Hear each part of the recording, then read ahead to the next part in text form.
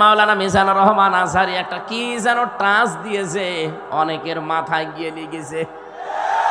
উনি শুধু টাচ দিয়েছিল, এতদিন এক দল খেয়েছে আর এক দল খাওয়ার জন্য রেডি হয়ে আস। আপনারে বলিছে কয়েকদিন আগে আমার সিলেটে ওনার সাথে অনুষ্ঠান ছিল, উনি আমারে বলছে, হামজা ভাই আমি বললাম যে এক দল খেয়েছে আর এক দল খাওয়ার জন্য রেডি হয়ে আছে, একটা গ্রুপ দেখলাম গায়ে মেখে নিল, কারণ কি? আমি তো আর কাউকে উদ্দেশ্য করে বলি নাই। এই দেশে 48টা প্রায় নিবন্ধিত দল, আরো আছে নিবন্ধনের বাইরে, সব মিলে প্রায় 73টার উপরে। কারো গায়ে লাগে না, আপনার গায়ে লেগেছে কোন কারণে? তার মানে অবশ্যই আপনি এরকম কিছু করবেন বলে আশা করি আছেন। গত 2 দিন আগে একজন ঘোষণা দিয়েছে যে 15.5 বছরে কোরআনের কথা বলতে হলে তো অনুমতি নেওয়া লাগতো, আমরা যদি যেতে পারি অনুমতি দেব না। আরে ভাই, আপনি এই কথাটা আগেই বলে ফেললেন, কদিন পরে বলতে পারতেন না?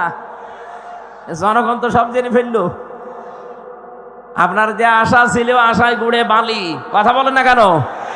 এদেশে আর কিছু থাক বা না থাক, কোরআনে কারিম দেশে থাকবে ইনশাআল্লাহ।